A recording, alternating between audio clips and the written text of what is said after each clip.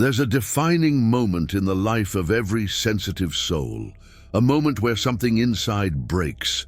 It's not a collapse, it's an awakening. It's when you finally realize that spending years trying to please everyone has brought you everything except peace. It's brought exhaustion, hidden resentment, the feeling of living someone else's life entirely. And in that moment of painful clarity, you make the most terrifying and liberating decision of your entire existence. You stop trying to please, and Eckhart Tolle revealed something about this moment that most people just don't understand. He says that when a sensitive soul stops trying to get everyone to like them, they're not being selfish at all. They're actually, for the first time, being real, because people-pleasing isn't love and it's ego, disguised as kindness. If you're a highly sensitive person, you probably grew up believing that your worth was tied to being helpful, to saying yes, to never letting anyone down, to feeling other people's emotions before your own, to carrying weights that weren't even yours. And every time someone praised you for being so helpful, so understanding, so available, your ego would whisper, "See, this is how you deserve to be loved. Keep doing this." And so you continued, until one day, you barely recognized the person staring back at you in the mirror. Because that person had become a collection of other people's expectations, not you at all. Tolle explains in The Power of Now that the ego survives through false identities. And for sensitive souls, the most common false identity is the compulsive helper, the person who is always available, who always understands, who never asks for anything in return. And the ego loves this identity because it seems so virtuous, so spiritual, so loving, but it's not. It's fear. Fear of rejection, fear of abandonment, fear that if you stop pleasing, nobody will want you around. And that fear isn't even yours. It's your ego talking, because presence doesn't fear rejection. Presence simply is. And when you are, you don't need to please in order to exist. But here's what nobody tells you about highly sensitive people. You have more active mirror neurons than about 80% of the population.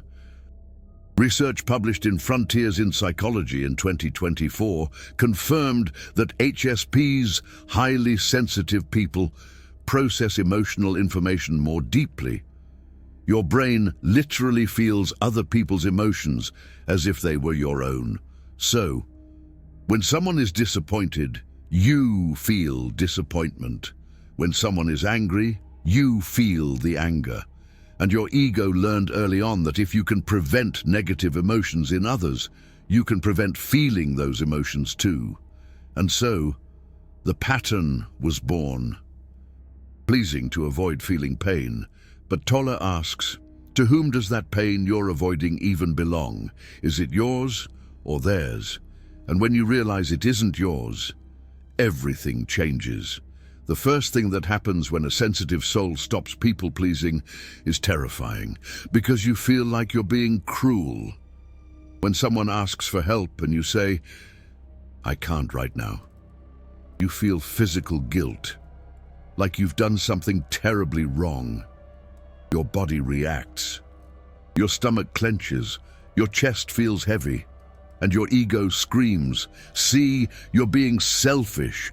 You're hurting people. Go back to pleasing." But Tolle teaches that this guilt isn't real.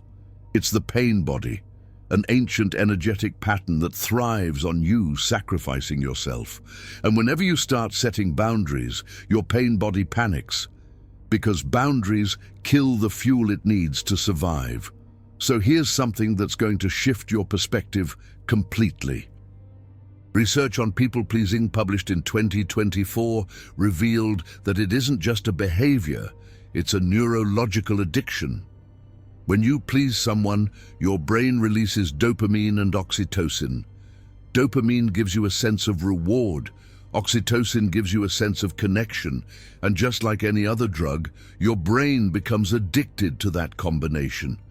And whenever you consider saying no, you go into withdrawal. Anxiety increases. Guilt appears. And your ego convinces you that the only way to get back to equilibrium is to say yes again. But Tolle reveals the truth. That equilibrium is false. It's your ego keeping you trapped in a cycle that looks like love, but is just dependency on external validation. The second thing that happens when you stop pleasing is revealing. The right people stay, the wrong ones leave. And your ego hates this, because your ego wants to be loved by everyone. But presence knows that it isn't possible, or even desirable, to be loved by everyone, because some people only love you for what you do for them, not for who you are. And when you stop doing, they reveal that it was never about you. It was always about what you provided: energy, attention, validation, solutions. And Tolle says something profound. If someone abandons you when you set boundaries, they were never connected to your essence. They were connected to your function, and losing connections based on function isn't a loss, it's liberation. Remember when I talked about the pain body?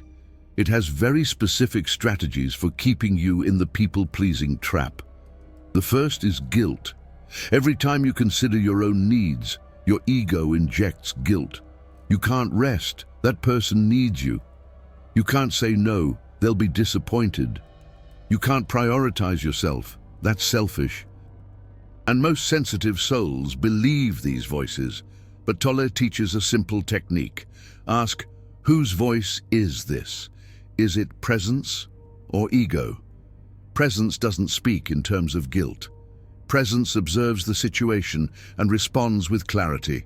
Can I help? If yes, I help. If not, I don't. No drama, no guilt, just present truth.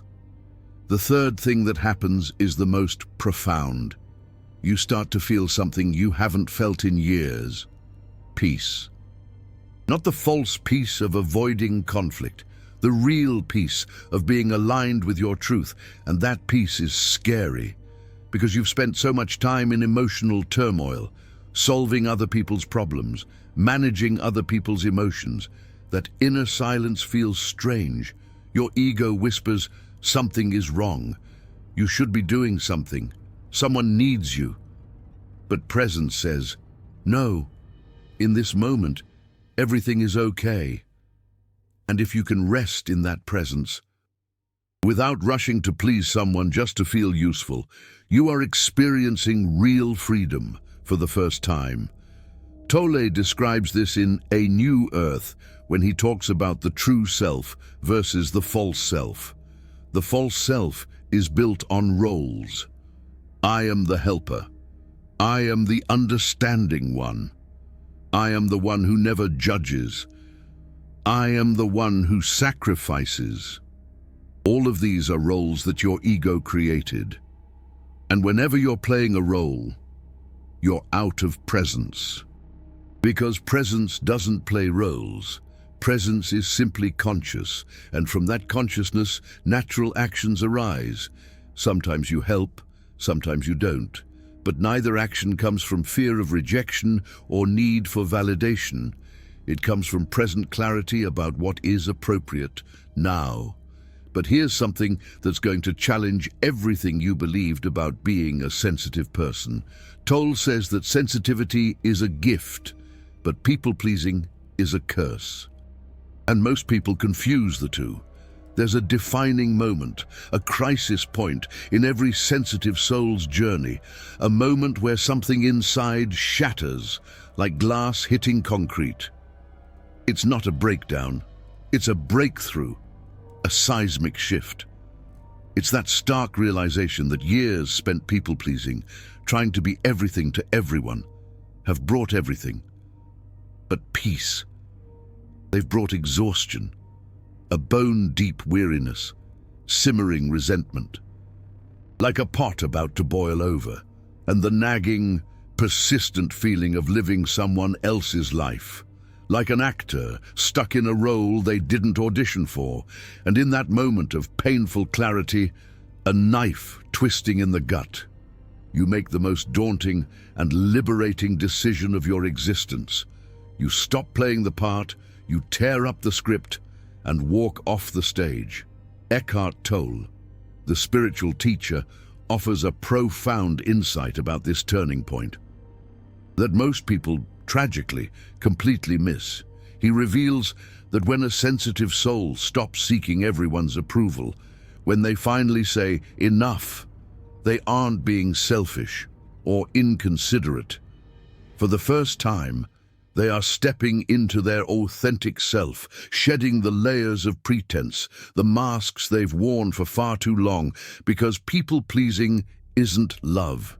It's ego, pure and simple, disguised as kindness, a wolf in sheep's clothing.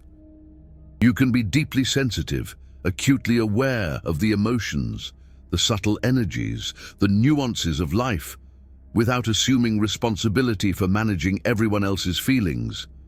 It's like being an empath, but with healthy boundaries.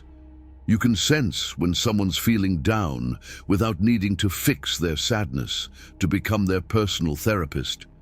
You can perceive tension in the air without having to dissolve it, by sacrificing your own needs, your own well-being. To play peacemaker, real sensitivity observes and respects, it acknowledges and allows. People-pleasing, on the other hand, interferes and controls. It's a manipulation tactic, because deep down, and this is the uncomfortable truth, people-pleasing isn't about truly helping the other person. It's about controlling how they feel, so you feel safe, secure, validated. And Tolle, with his characteristic directness, calls it by its real name: manipulation. Plain and simple, disguised as kindness, a subtle, insidious form of control. Dr. Aaron Beck's groundbreaking research on depression, the father of cognitive therapy, revealed something shocking.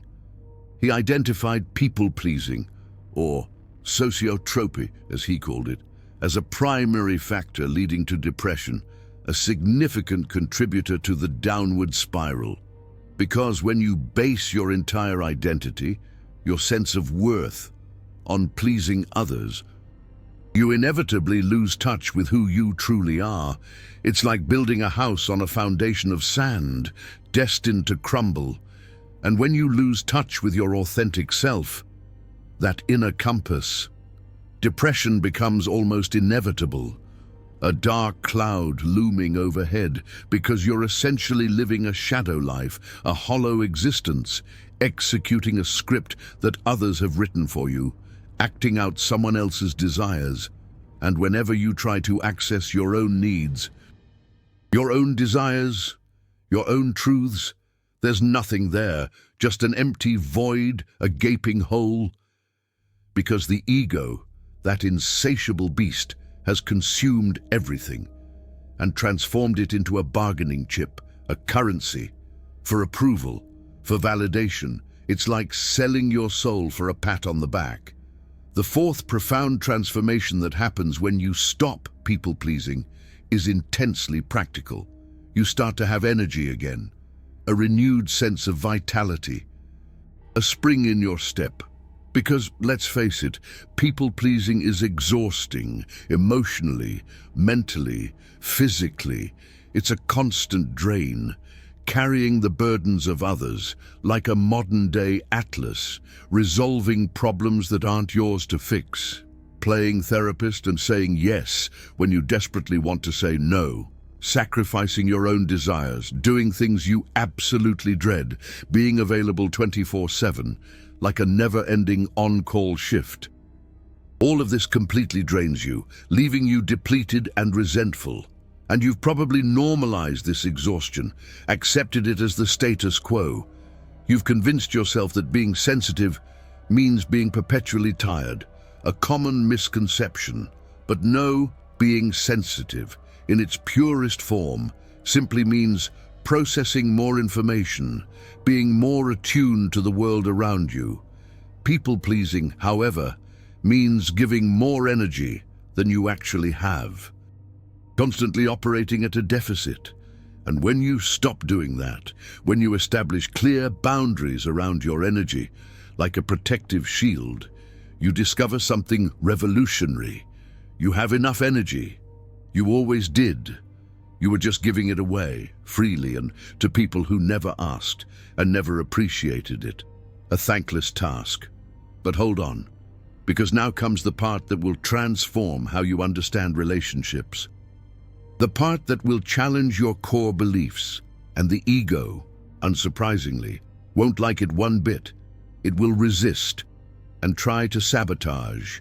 Tolle teaches, and this is crucial, that true, authentic relationships do not require you to disappear, to erase yourself, but the majority of relationships that sensitive souls find themselves in are sadly based on that very disappearance.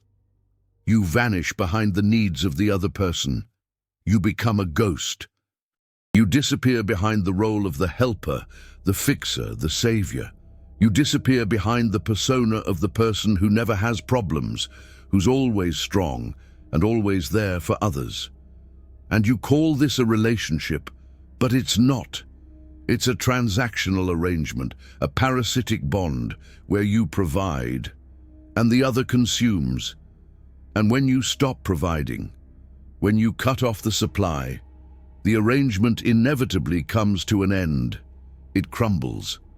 And the ego, predictably, interprets this as "I knew it. No one truly loves me." The ultimate rejection. But presence, that inner knowing, sees it differently. Presence sees that now you are finally free, liberated for real relationships. Relationships based on mutual respect and genuine connection, where both of you exist fully, where both of you are seen, acknowledged, valued, where there are no predefined roles, no expectations, just presence meeting presence, authenticity connecting with authenticity.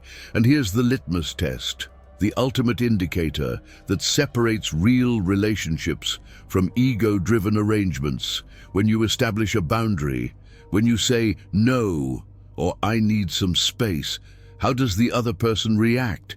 If they respect it, validate it, or at least try to understand, even if it's difficult for them, that's a real, genuine relationship, a connection worth nurturing.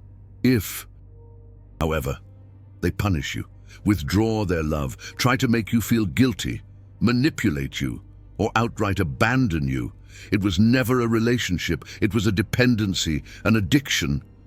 And that dependency dies when boundaries appear, because dependency, by its very nature, needs unrestricted access, complete control. Real relationships, on the other hand, thrive with healthy boundaries, because those boundaries create the space, the freedom, for both individuals to exist fully, authentically. But there's something else, something often overlooked, that happens during the transition, the often painful transition from people-pleaser to authentic being, and it catches everyone by surprise. Loneliness, a deep, gnawing loneliness, because while you're dismantling those false, superficial relationships and learning to establish healthy boundaries, there's inevitably a period, often a long period, where you find yourself alone, more than you were before, and the ego, predictably, hates this. It screams, "See, I told you so. You set boundaries, and now you're all alone. Go back to people-pleasing. It's safer there." But Tolle makes a critical distinction here, a vital distinction. The loneliness of the ego is torment, a constant source of suffering. The loneliness of presence, however, is a sanctuary, a sacred space. When the ego is alone, It suffers because it has nowhere to extract validation, no external source to feed its insatiable need. When presence is alone, it rests, it replenishes, because there are finally no external demands, no competing voices, vying for its attention. And in that period of conscious solitude, that intentional aloneness, something miraculous happens. You find yourself. You rediscover your authentic self. Not the version of you that others wanted you to be, the compliant, agreeable, a people-pleasing version, but the real you, the you that's been buried beneath layers of expectation and obligation. And that realization, that rediscovery, is both terrifying and liberating at the same time. Terrifying, because you realize just how much you've lost yourself, how far you've strayed from your true path.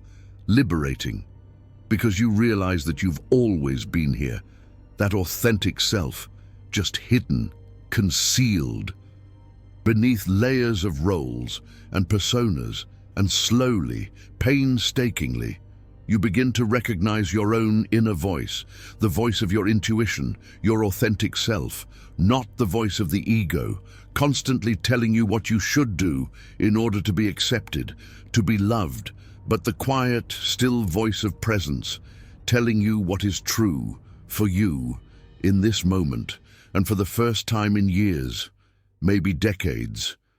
You listen, you truly hear it.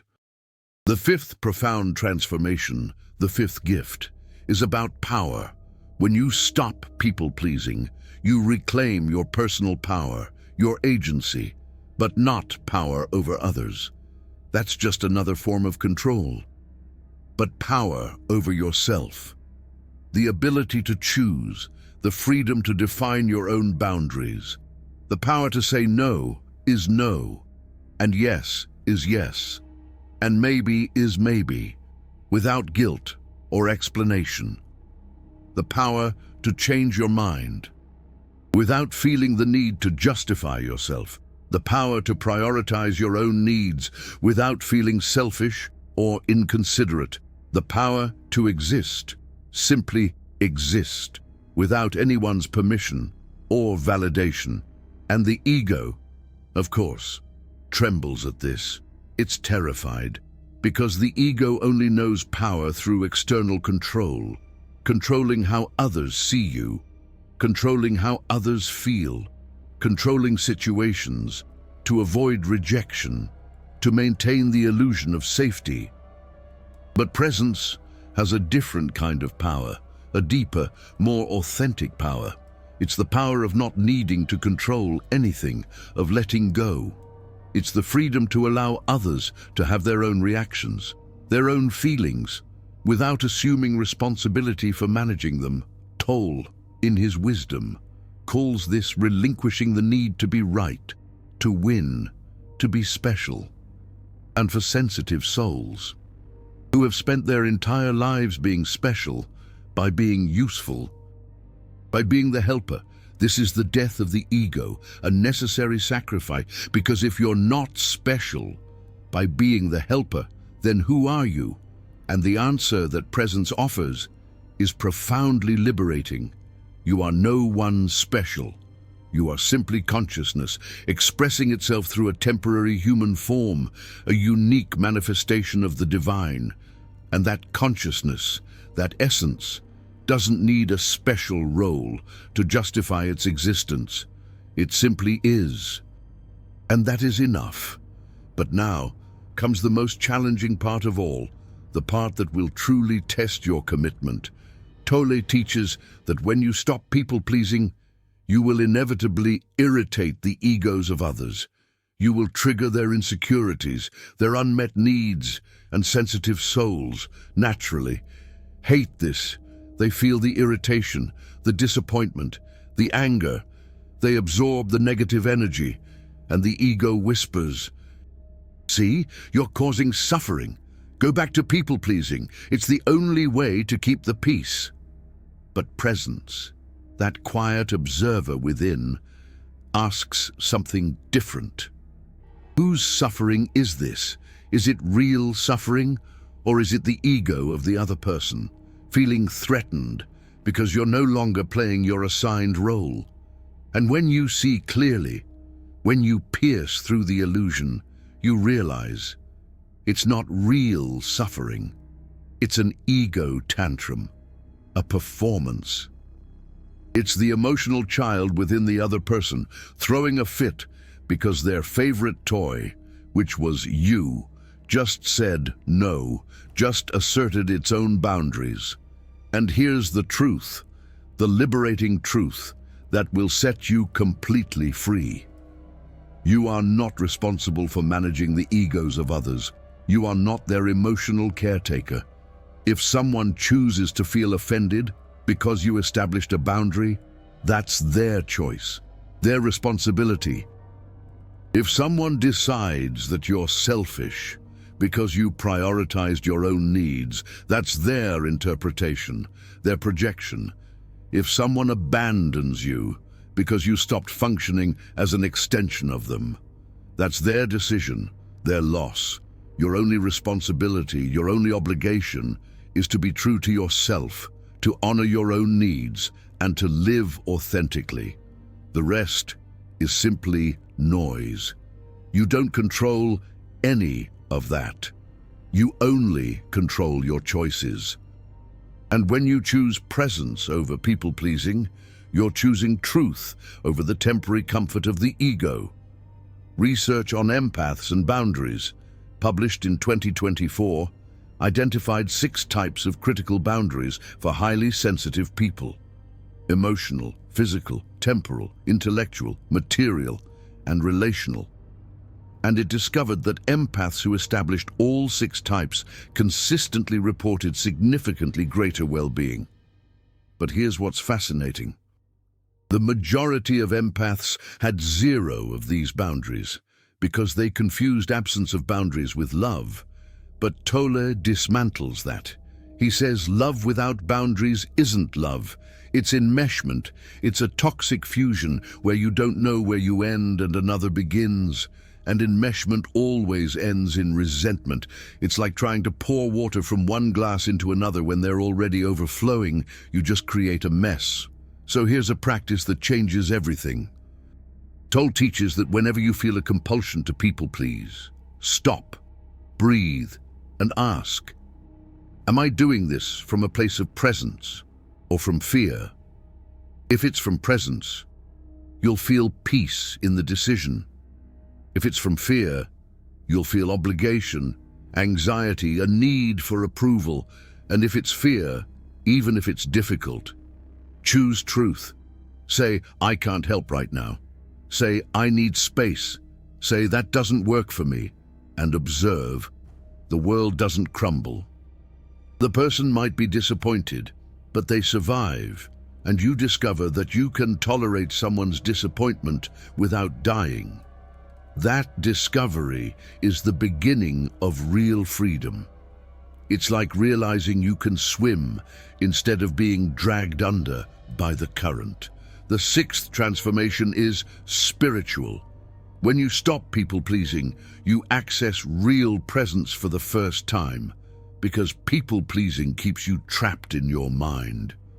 Always thinking, what will they think? How can I fix this? What should I do? How do I avoid conflict? Then the mind never rests. But when you stop people-pleasing, when you simply are present with what is, the mind quiets. And in that silence, you feel something that sensitive souls have sought their entire lives. Real connection. Not connection based on doing, achieving, helping, but connection based on being. You are here. The other is here. And there's no agenda. Just conscious presence of presence. It's like the quiet understanding between 2 people watching a sunset together. No words needed.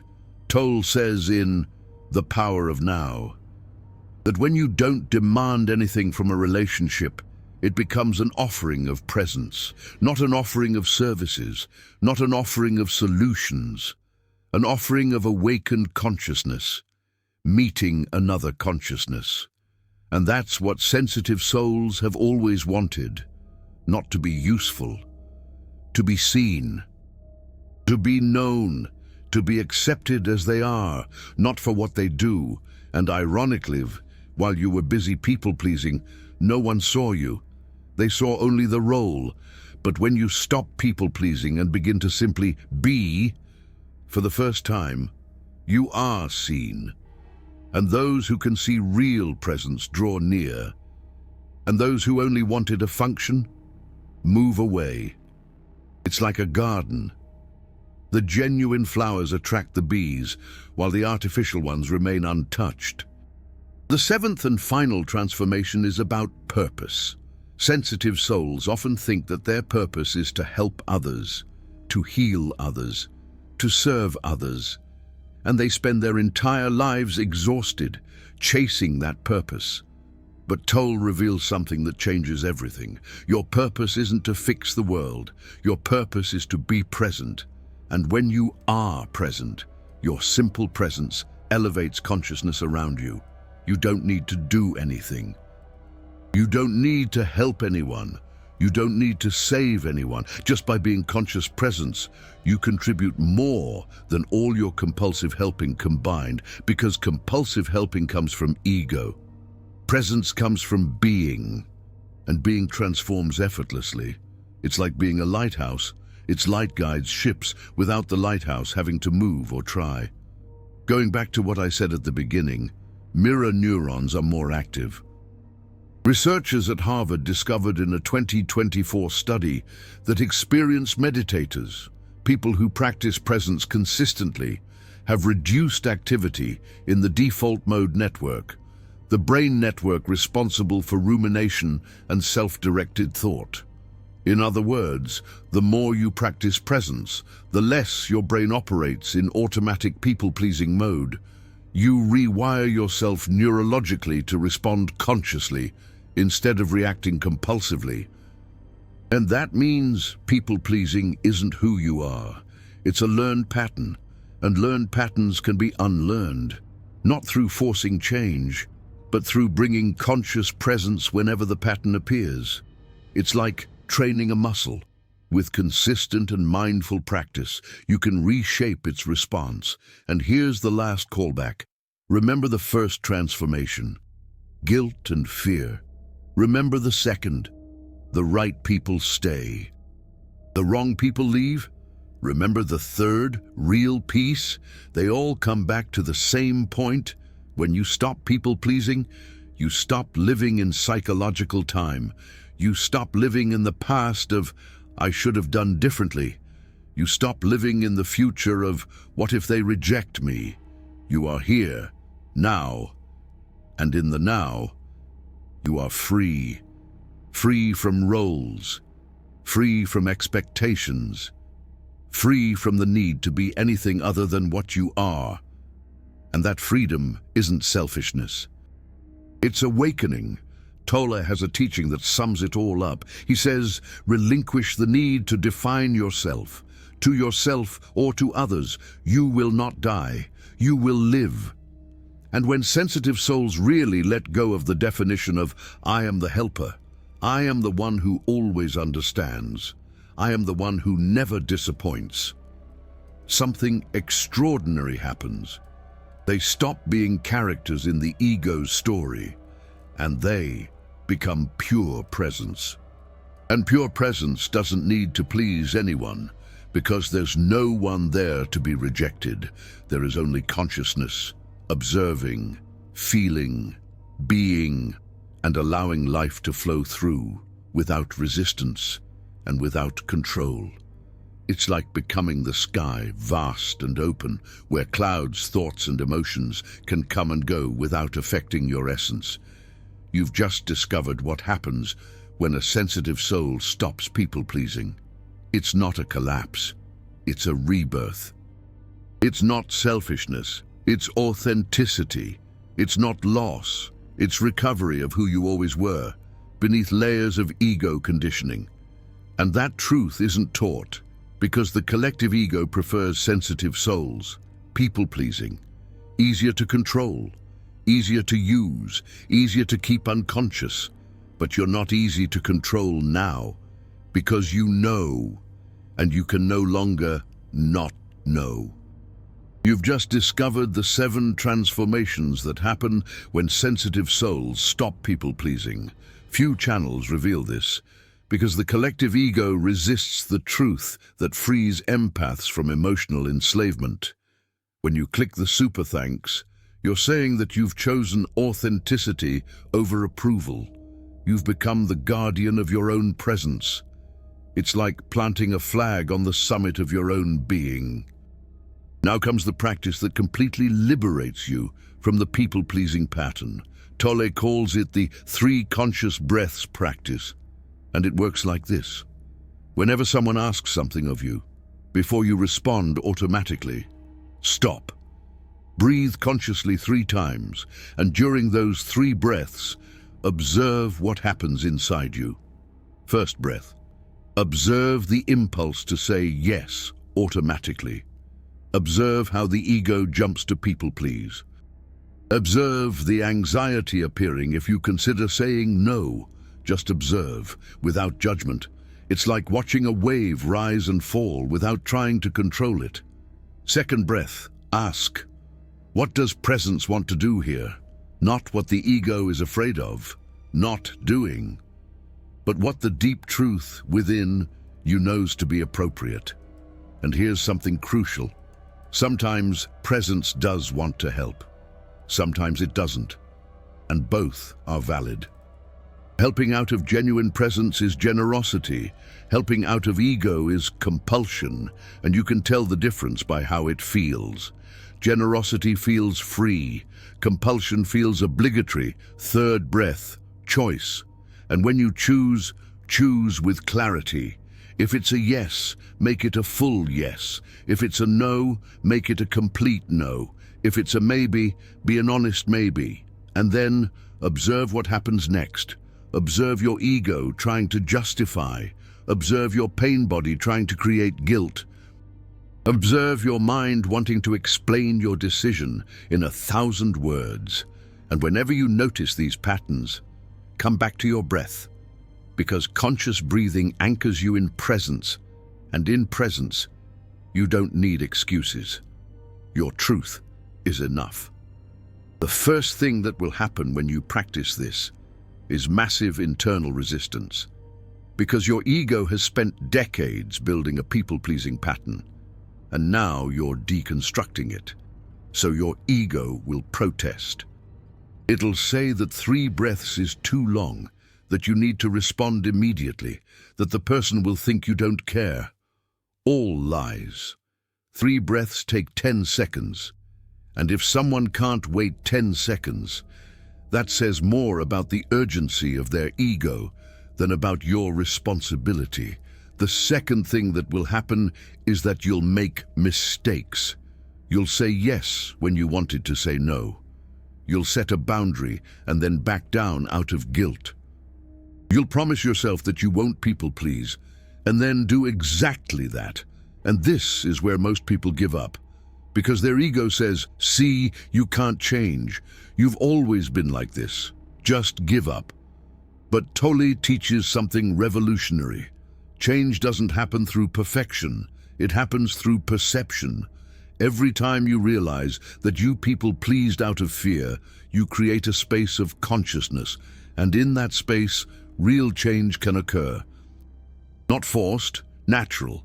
The third thing that happens is the most miraculous. You start to notice signs that you're living in real presence. Subtle but unmistakable signs. You wake up in the morning without that anxiety of, who do I need to please today? You have energy at the end of the day because you haven't given it all away to other people's demands. You don't resent people because you haven't said yes when you wanted to say no. You don't feel the need to check if everyone is happy with you. You simply are, and that is the freedom that sensitive souls have been seeking in 1,000 places. Meditations, retreats, therapies, books. And the truth has always been right here, in stopping the people-pleasing and in choosing presence, in being real. And there's something even deeper that Tolle reveals about sensitive souls. He says that you were called to wake up first, not because you're better, but because you feel the pain of living unconscious more deeply. You feel it every time you betray yourself. You feel it every time you choose approval instead of truth. And that pain is a gift. It's a gift saying, wake up, stop sleeping. You're not here to please, you're here to be. And the more you ignore that call, the more painful it gets, until one day you can't take it anymore and you choose to be real, even if it costs you all your false relationships. Even if it costs you approval, even if it costs you the identity you've spent your life building. And when you make that choice, when you really stop people-pleasing and start being present, something happens that no one warns you about. You become a threat, not because you attack anyone, but because your simple presence exposes other people's unconsciousness. When you no longer need validation, people who live for validation feel uncomfortable around you. When you set clear boundaries, people who live by violating boundaries call you difficult.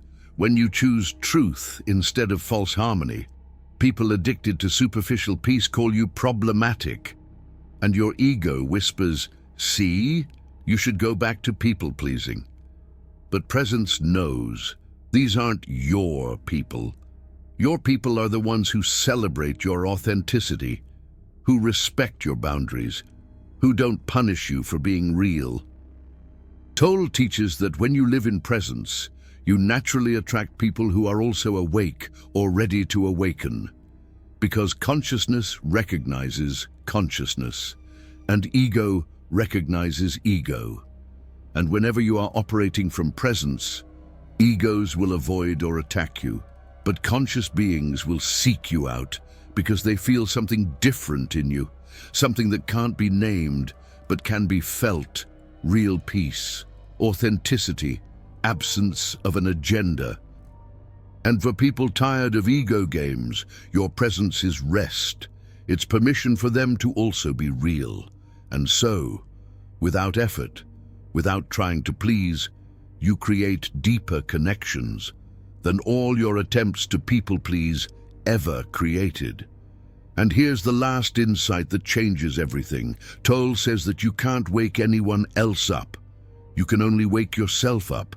And when you wake up, when you live in authentic presence, some people around you will also awaken. Not because you tried to wake them up, but because presence is contagious. When they see you choosing truth, something in them remembers, oh yeah, I can be real too. When they see you setting boundaries without guilt, something in them awakens, oh yeah, I deserve respect too. When they see you prioritizing your peace, something in them wakes up, oh yeah, my peace matters too. And so, by stopping the people-pleasing, you do more for others than all your years of people-pleasing ever did, because you show them that it's possible to be free. Going back to the beginning, remember the moment when something breaks, not a collapse, an awakening? That moment isn't an accident. It's a calling. It's life saying it's time. And most sensitive souls ignore that calling many times because their ego convinces them that now isn't the time. After this person is okay, after this situation resolves, after you have more strength. But Tolle asks, when is the time? And the answer is always the same. Now. Not the now of the future, the now of this moment. Because it's in the now that presence exists, and in the now, you always have a choice, to please or to be real. And every time you choose to be real, you choose freedom, and freedom accumulates. Until one day, you look back and realize you no longer people please, you simply are. And it's the most natural thing in the world. Final controversial thought. Tolle says that people-pleasing isn't a virtue. It's a disease of the ego. And sensitive souls who pride themselves on never disappointing anyone are just priding themselves on their own prison. True compassion doesn't please. It sees, it respects. It allows each person to have their own experience without trying to fix it. Do you agree or disagree? When did you realize that people-pleasing wasn't love? Comment down below with brutal honesty. I'll respond to everyone in the first 2 hours because I know that whoever made it this far isn't seeking ego confirmation. They're seeking freedom in presence.